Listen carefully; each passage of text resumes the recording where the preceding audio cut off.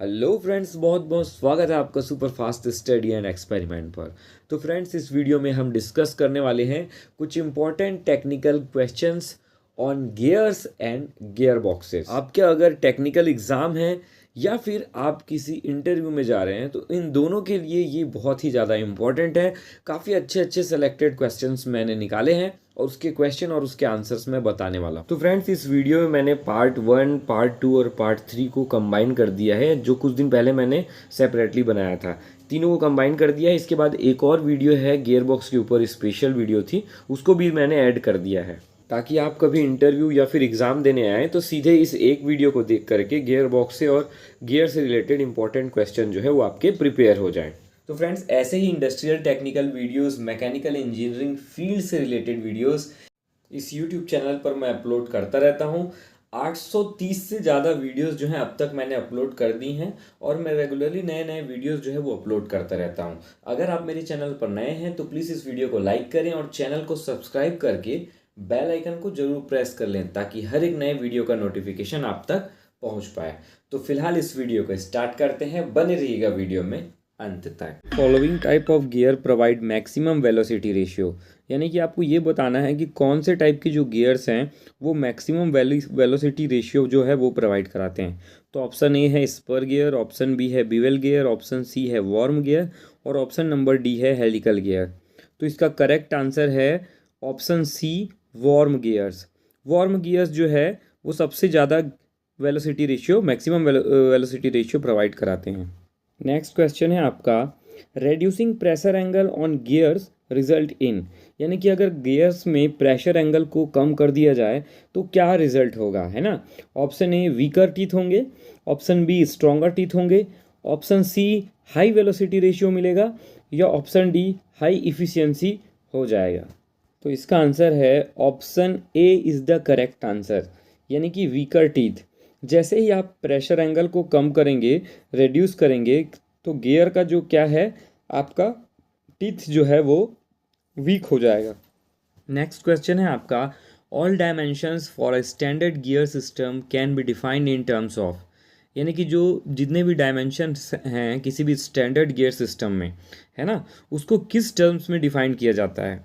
तो option A है module and number of teeth, option B है pressure angle and number of teeth, option C है module या option D है circular and diametral pitch. तो इसका करेक्ट आंसर है module and number of teeth. तो जितने भी डायमेंशंस होते हैं स्टैंडर्ड गियर सिस्टम में उन्हें डिफाइन किया जाता है मॉड्यूल और नंबर ऑफ टीथ के बेसिस पे। नेक्स्ट क्वेश्चन है आपका, the pitch circle diameter and number of teeth in spur gear are D and Z respectively, the module M is defined as, यानी कि यहाँ पे डायरेक्ट आपसे फॉर्मूला पूछा है कि जो पिच सर्कल डायमीटर है वो आपका डी से डिनोट किया जा रहा है और अगर नंबर ऑफ टीथ जो है वो जेड है तो फिर आपका मॉड्यूल क्या होगा। तो फ्रेंड्स, इसमें आपको फॉर्मूला पता होना चाहिए। Module is equal to pitch circle diameter upon number of teeth होता है ना। तो यहाँ पे पिच सर्कल डायमीटर क्या है, डी है, और अपॉन नंबर ऑफ टीथ है जेड। तो option number C is the correct answer, M is equal to D by Z. Next है आपका, permissible bending stress for gear tooth is usually taken as. तो जो permissible bending stress है gear tooth के लिए उसे कितना लिया जाता है यूजुअली, है ना।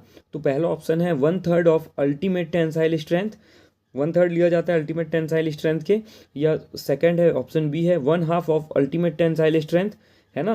थर्ड है 1/3 of tensile yield strength, fourth है 1/3 ऑफ सरफेस एंड्योरेंस स्ट्रेंथ। तो इसका करेक्ट आंसर है option number A, 1/3 of ultimate tensile strength, यानी कि जो परमिसिएबल बेंडिंग स्ट्रेस है गियर टूथ के लिए उसे यूजुअली लिया जाता है 1/3 ऑफ अल्टीमेट टेंसाइल स्ट्रेंथ।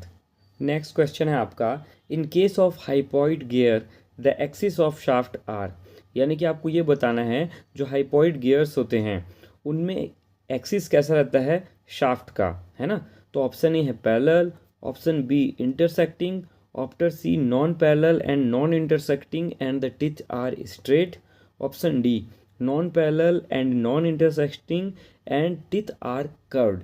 तो इन चारों में से कौन सा करेक्ट आंसर है आपको ये बताना है। तो इसका आंसर है option number D, non parallel and non intersecting and the teeth are curved. Next question है आपका, when bevel gear are used to transmit power between shafts that are intersecting at an angle greater than 90 degree and if the pitch angle of one of the gear is 90 degree they are called। तो इसके option हैं spiral bevel gear, option B crown gear, option C straight bevel gear या option D hypoid gear. The correct answer is option number B crown gears. जब bevel gear को use किया जा रहा हो पावर ट्रांसमिट करने के लिए दो शाफ्ट्स के बीच में जिनका इंटरसेक्टिंग एंगल अगर 90 डिग्री से ज़्यादा है और जो पिच एंगल है उसमें से किसी एक गियर का वो 90 डिग्री है, तो फिर ये आपका क्राउन गियर है। नेक्स्ट क्वेश्चन है आपका, when two identical bevel gears are used to transmit power between shafts that are intersecting at right angle they are called. यानी कि जब दो आइडेंटिकल एक ही समान बीवल गियर का यूज़ किया जा रहा है पावर ट्रांसमिट करने के लिए दो शाफ्ट्स के बीच में जो कि राइट एंगल पर एक दूसरे को इंटरसेक्ट कर रहे हैं, तो उन्हें क्या कहा जाएगा। ऑप्शन ए है spiral bevel gear, option B mitre gear, option C straight bevel gear या option number D hypoid gear. तो इसका करेक्ट आंसर है option number B mitre gear. Next question है, what is the name of two shafts used in worm and wheel gear box. तो worm and wheel gear box में जो दो shafts होते हैं यूज़ किए जाते हैं ना, एक होता है इनपुट शाफ्ट और दूसरा होता है आउटपुट शाफ्ट, उनके क्या क्या नाम होते हैं, क्या नाम होते हैं उनके। तो इसका आंसर है worm shaft and wheel shaft. जो इनपुट शाफ्ट होता है वो वॉर्म शाफ्ट होता है, जबकि जो व्हील शाफ्ट होता है वो आपका आउटपुट शाफ्ट होता है। नेक्स्ट क्वेश्चन है आपका, name the mechanism which is in the gear box and which is used to prevent the reversal motion of the gear box. यानी कि आपको ये बताना है कि उस मैकेनिज्म का क्या नाम है जिसका इस्तेमाल किया जाता है गियर बॉक्स में जो कि रिवर्सल मोशन, गियर बॉक्स के रिवर्सल मोशन को प्रिवेंट करता है, यानी कि गियर बॉक्स को उल्टे डायरेक्शन में घूमने से रोकता है। तो इसका आंसर है reverse hold back. Reverse hold back is the mechanism which is used to prevent the reverse motion of the gear box or the motion in opposite direction in which of the gearbox all gears are always in contact। यानी कि कौन सा ऐसा gear box है जिसमें सारे gears जो हैं वो हमेशा कांटेक्ट में रहते हैं। तो सबसे पहला ऑप्शन है आपका कांस्टेंट मैश गियर बॉक्स, दूसरा है स्लाइडिंग मैश गियर बॉक्स, तीसरा है सिंक्रोमैश गियर बॉक्स और चौथा है ईपी साइक्लिकल गियर बॉक्स। तो इसका आंसर जो है वो option A constant mesh gear box.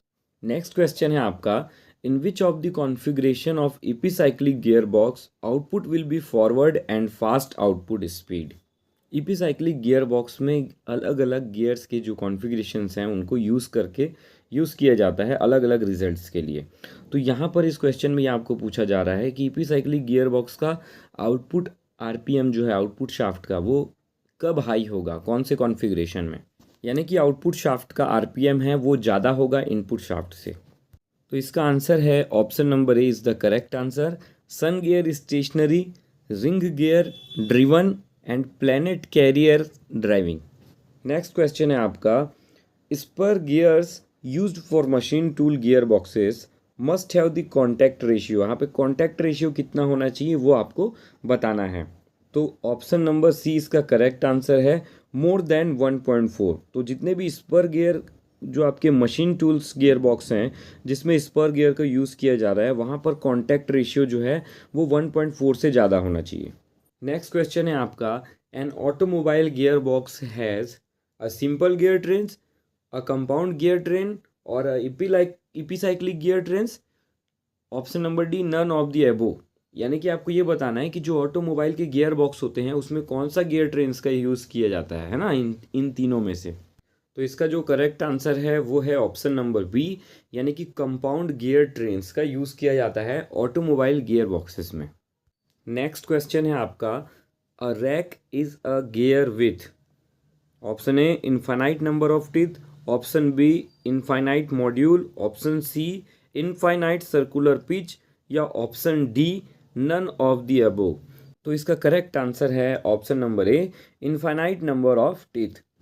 Next question है आपका, according to Lewis equation, option A pinion is always weaker than gear, option B pinion is weaker than gear if made of same material, option C gear is weaker than pinion if made of same material, या option number D none of the above. तो इसका correct answer है option number B, pinion is weaker than gear if made of same material. Next question है आपका, which of the following type of gears are free from axial thrust, है ना। तो option number A है herringbone gears, option B bevel gear, option C worm gear, या option D helical gear. तो इसका correct answer है option number A herringbone gears. Next question है आपका, when the axis of two shafts are perpendicular and intersecting we use spur gear, bevel gears, worm gear, या option D helical gear. तो इसका correct answer है option number B bevel gear. Next question है आपका, maximum efficiency of a pair of spur gear is, यानी कि आपको maximum efficiency बताना है स्पर गियर के पेयर का। तो ऑप्शन ए है 99%, ऑप्शन बी है 80%, सी 50%, या फिर ऑप्शन नंबर डी 92%। तो करेक्ट आंसर है ऑप्शन नंबर ए 99%, यानी कि जो मैक्सिमम एफिशिएंसी है स्पर गियर के पेयर्स के बीच में वो 99% होती है। तो फ्रेंड्स, इस टाइप के क्वेश्चंस जो हैं, ये सारे क्वेश्चन हैं वो सेलेक्टेड और इम्पॉर्टेंट क्वेश्चंस हैं, कहीं ना कहीं किसी ना किसी इम्पॉर्टेंट टेक्निकल एग्जाम्स में पूछे गए हैं और इस क्वेश्चन को इंटरव्यूज़ में भी पूछा जा सकता है। नेक्स्ट क्वेश्चन है आपका, Buckingham's equation of gear is based on, यानी कि जो बकिंघम इक्वेशन है गियर्स के ऊपर, है ना, गियर टूथ के ऊपर, वो किस पर आधारित है। तो यहाँ पर 4 ऑप्शन दिए हुए हैं। Option number A maximum crushing stress in gear tooth, option B maximum bending stress in gear tooth, option C maximum shear stress in gear tooth, या फिर option D maximum contact stress in gear tooth. तो correct answer है option number D maximum contact stress in gear tooth. Why are the helical gears used commonly in transmission over spur gear, यानी कि helical gears का ज़्यादातर commonly इस्तेमाल helical gears को ही क्यों किया जाता है स्पर गियर के अलावा, है ना।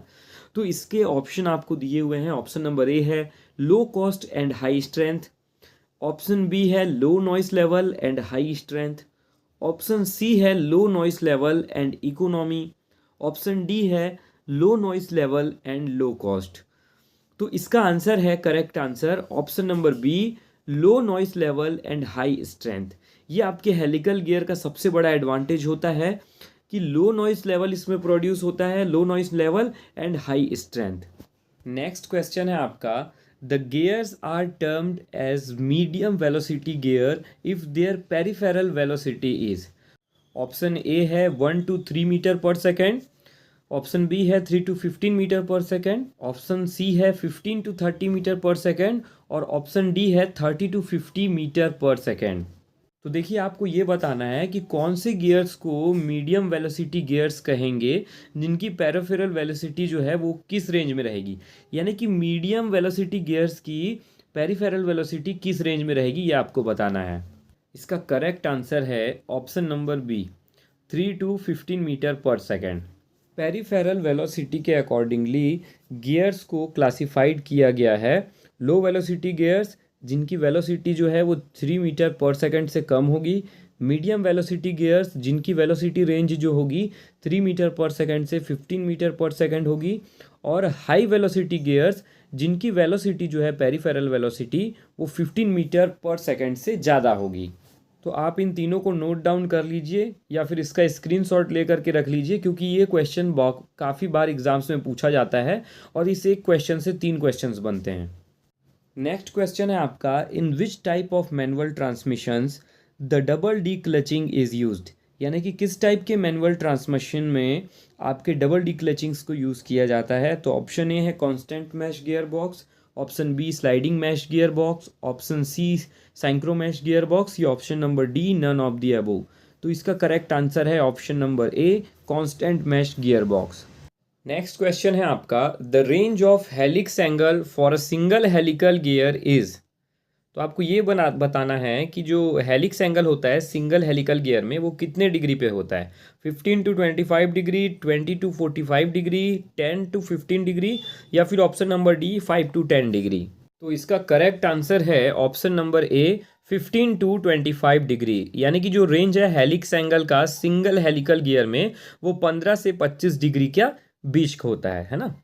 नेक्स्ट क्वेश्चन है आपका, the range of helix angle for a double helical gear is. इससे पहले हमने बात किया था सिंगल हेलिकल गियर के ऊपर, यहाँ पर ये डबल हेलिकल गियर के ऊपर है। तो ऑप्शन ए है 15 to 25 degree, 20 to 45 degree, 10 degree to 15 degree, या फिर 5 to 10 डिग्री। तो यहाँ पर इसका करेक्ट आंसर है option number B 20 to 45 degree. Next question है आपका, the initial contact in helical gear is, यानी कि आपको ये बताना है कि जो इनिशियल कॉन्टैक्ट होता है हेलिकल गियर में वो कैसा होता है। Option A point, option B line, option C surface, या फिर ऑप्शन नंबर डी अनप्रिडिक्टेबल। तो इसका करेक्ट आंसर है ऑप्शन नंबर ए पॉइंट। तो जो इनिशियल कांटेक्ट होता है हेलिकल गियर्स के बीच में वो पॉइंट कांटेक्ट होता है।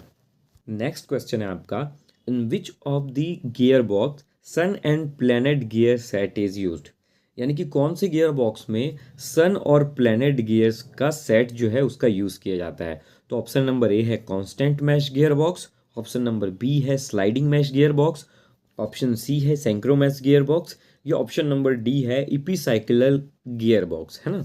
तो इसका करेक्ट आंसर जो है वो इपीसाइक्लल गियर बॉक्स है, जिसे कि इपीसाइक्लिक गियर बॉक्स भी कहा जाता है। तो फ्रेंड्स, जितना मैं आपको इसमें क्वेश्चन बता रहा हूँ वो सारे बहुत ही इंपॉर्टेंट क्वेश्चंस हैं। अभी और कुछ क्वेश्चंस मैं आपको इसमें बताने वाला हूँ, आप इसको अच्छे से तैयारी कर लें। अगर किसी भी एग्ज़ाम में भी जा रहे हैं, एसएससी का जेई का निकला हुआ है उसका एग्ज़ाम देने जा रहे हैं, या फिर एसई का एग्ज़ाम देने जा रहे हैं, या फिर किसी भी प्राइवेट इंडस्ट्री का भी अगर टाटा ग्रुप हो गया या किसी और ग्रुप में एग्ज़ाम है, तो उन सब के लिए काम आएगा। क्वेश्चंस ऐसे हैं जो कहीं ना किसी एग्ज़ाम्स में पूछे गए हैं, तो इनको आप अच्छे से प्रिपेयर कर लीजिए। नेक्स्ट क्वेश्चन है आपका, देखिए ये थोड़ा न्यूमेरिकल क्वेश्चन है। If two mashing gears have 4:1 gear ratio, है ना। यहाँ पर आपको गियर रेशियो दिया हुआ है दो मैशिंग गियर का, जो कि 4:1 है। And the smaller gear has 12 teeth, जबकि आपके जो स्मॉलर गियर है उसमें 12 टीथ हैं, ये आपको बता दिया गया है। तो आपको ये बताना है the larger gear will have, यानी कि लार्जर गियर में कितने टीथ होंगे। अगर आपका जो पिनियन गियर है उसमें स्मॉल गियर है उसमें 12 टीथ है, जबकि गियर रेशियो इसका 4:1 है। तो इसको ऑप्शन दे दिए हैं आपको, चार्ट हो यहाँ पर। तो इसको देखिए, सॉल्व करने का सीधा फॉर्मूला है 4/1 हो गया आपका गियर रेशियो जो दिया हुआ है। 4/1 इज इक्वल टू, आप बड़े गियर का नंबर ऑफ टीथ x मान लीजिए, x/12। तो x की वैल्यू इधर आ जाएगी, 4 के साइड चला जाएगा 12, क्रॉस मल्टीप्लिकेशन होगा तो 4 × 12, तो ये आ गया आपका 48। तो जो आपका बिगर गियर है उसमें नंबर ऑफ टीथ जो हैं वो 48 आ जाएंगे। तो बहुत ही सिंपल है, लेकिन ऐसे क्वेश्चंस पूछे जाते हैं। नेक्स्ट क्वेश्चन है आपका, in a pair of crossed helical gears both gears have right hand helical teeth with 45 degree helix angle.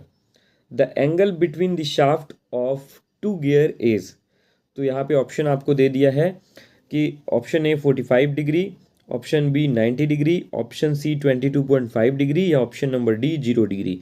देखिए क्वेश्चन ये बता रहा है कि दो हेलिकल गियर्स हैं जिस राइट हैंड हेलिकल टीथ कटा हुआ है जिसमें, और उसका हेलिकल टीथ का जो डिग्री है 45 डिग्री हेलिक्स एंगल है उसका, है ना। तो दोनों शाफ्ट जो होंगे उनके, तो शाफ्ट के बीच का डिग्री कितना होगा। तो इसका आंसर है option number B 90 degree. What is a gear box and why it is used. Gear box क्या होता है और उसे किस लिए यूज किया जाता है। तो gear box is a mechanical device. Gear box एक मैकेनिकल डिवाइस है जिसका इस्तेमाल किया जाता है स्पीड को रिड्यूस करने के लिए और साथ में टॉर्क को इंक्रीज करने के लिए, अगर हम इंडस्ट्रियल गियर बॉक्स की बात करें तब। लेकिन कहीं कहीं पर कुछ एप्लीकेशंस में ऐसे गियर बॉक्स यूज किए जाते हैं जहां पर जो आपका आउटपुट आरपीएम है वो बढ़ जाता है और टॉर्क जो है वो कम हो जाता है, यानी कि दोनों जगह पर हम यूज कर सकते हैं गियर बॉक्स को। और ऑटोमोबाइल्स में इस टाइप के गियर बॉक्स ज़्यादा यूज होते हैं जहां पर स्पीड इंक्रीज होता है, आउटपुट आरपीएम इंक्रीज होता है, लेकिन टॉर्क जो है वो रेड्यूस हो जाता है। नेक्स्ट क्वेश्चन है आपका, what is gear box breather, यानी गियर बॉक्स के ब्रीदर का क्या मतलब है, आप क्या समझते हैं क्या होता है गियर बॉक्स का ब्रीदर। तो ब्रीदर एक इंपॉर्टेंट डिवाइस है जिसको गियर बॉक्स में यूज़ किया जाता है, और ये गियर बॉक्स के टॉप में उसके केसिंग के ऊपर में फिट होता है। इसका काम होता है वेंटिलेशन प्रोवाइड करना।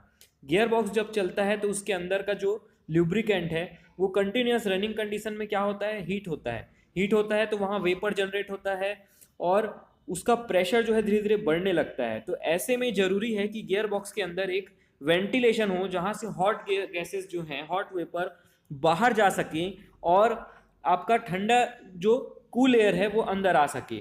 अगर ऐसा नहीं होगा तो आपके ऑयल सील डैमेज हो जाएंगे और ल्यूब्रिकेंट वहाँ से लीक कर जाएगा और गियर बॉक्स फेल हो जाएगा। नेक्स्ट क्वेश्चन है आपका, what is function of oil seal in gear box, यानी कि गियर बॉक्स में ऑयल सील का क्या फंक्शन है। नाम से ही क्लियर है, ऑयल सील यानी कि इसका फंक्शन ये है कि ये गियर बॉक्स की ऑयल को सील करके रखे, उसे लीकेज ना होने दे, और इसे इनपुट और आउटपुट शाफ्ट में प्रोवाइड किया जाता है शाफ्ट और केसिंग के बीच में, क्योंकि शाफ्ट जो है वो रोटेटिंग होता है लेकिन केसिंग फिक्स होता है। तो वहां पर के गैप को मेंटेन करके रखता है सील, ताकि अंदर का ल्यूब्रिकेंट बाहर ना जा सके। अब चलिए नेक्स्ट क्वेश्चन है, what is multi stage gear box. Multi stage gear box क्या होता है। ऐसे गियर बॉक्स जिसमें नंबर ऑफ इंटरमीडिएट गियर्स होते हैं, यानी कि नंबर ऑफ गियर उसमें ज़्यादा होते हैं, और जिसके रिजल्ट से ये होता है कि बहुत ज़्यादा gear ratio, high gear ratio मिलता है हमको। ऐसे गियर बॉक्स का जो आउटपुट आरपीएम होता है वो बहुत कम होता है, क्योंकि इनका गियर रेशियो ज़्यादा होता है, और इसीलिए ऐसे गियर बॉक्स को मल्टी स्टेज गियर बॉक्स कहा जाता है, क्योंकि इसमें स्पीड रिडक्शन जो है एक स्टेज में ना हो करके एक दो से ज़्यादा, 3 4 5 ज़्यादा स्टेज में स्पीड का रिडक्शन होता है। तो नेक्स्ट क्वेश्चन है आपका, which type of gears are used in multi stage gear boxes, मतलब कौन से टाइप के जो गियर हैं उनका ज़्यादा इस्तेमाल होता है मल्टी स्टेज गियर बॉक्स में। तो जो हेलिकल गियर्स हैं, हेलिकल टाइप ऑफ गियर्स हैं, उनका ज़्यादा यूज़ किया जाता है मल्टी स्टेज गियर बॉक्स में, चाहे वो कंपाउंड गियर बॉक्स हो चाहे कोई सा भी गियर बॉक्स हो। नेक्स्ट क्वेश्चन है आपका, what is another name of planetary gear box. Planetary gear box को किस और नाम से जाना जाता है। तो प्लैनेटरी गियर बॉक्स को epicyclic gear train gear box भी कहा जाता है, और इसे इपीसाइक्लिक गियर ट्रेन्स भी कह सकते हैं उसके अंदर के अरेंजमेंट को। नेक्स्ट है आपका, in planetary gear box where outer ring gear is fixed what happen. अगर किसी प्लैनेटरी गियर बॉक्स में उसके आउटर रिंग होता है गियर बॉक्स का, जिसमें इंटरनल टीथ होते हैं, उसको अगर फिक्स कर दिया जाता है तो क्या होगा। तो इसका रिजल्ट ये होगा कि जो आउटपुट हमको मिलेगा वो बहुत ही लो आरपीएम में मिलेगा, और इस टाइप के गियर बॉक्स को इंडस्ट्रीज में यूज करते हैं, यानी कि लो आरपीएम आउटपुट देगा, गियर रेशियो अच्छा रहेगा। नेक्स्ट क्वेश्चन है आपका, in worm and wheel gear box input shaft non drive side Y fan is fitted. तो worm and wheel gear box में इनपुट शाफ्ट में, जो कि नॉन ड्राइव साइड में मोटर जिधर लगता है उसके अपोजिट साइड में फैन लगा होता है, उसका क्या काम होता है। तो वो जो है वो कूलिंग पर्पस के लिए लगाया जाता है, फैन कूलिंग का काम करता है। नेक्स्ट क्वेश्चन है आपका, what happens if sun gear of a planetary gear box is keeped fixed while planet gears and outer ring are rotating. ऐसा प्लैनेटरी गियर बॉक्स में अगर सन गियर को फिक्स कर दिया जाता है जो कि सेंटर में है, और प्लैनेटरी गियर और उसके सन रिंग गियर को अलाउ किया जाता है कि वो घूम सके, तो ऐसे में क्या होता है। तो ऐसे इसका रिजल्ट ये होता है कि हाई आरपीएम आउटपुट मिलता है हमको, और इस टाइप के गियर बॉक्स को ऑटोमोबाइल्स में यूज किया जाता है जहां ऑटोमेटिक ट्रांसमिशन का इस्तेमाल किया जाता है। और ऐसे ही काफ़ी अच्छे अच्छे वीडियोस आपको इस चैनल पर मिल जाएंगे। तो फ्रेंड्स, अगर 1% भी ये वीडियो आपको हेल्पफुल लगी हो तो प्लीज़ इस वीडियो को लाइक कर दीजिएगा, चैनल को सब्सक्राइब कर दीजिएगा। फिर से मिलेंगे नेक्स्ट वीडियो में, तब तक के लिए अलविदा।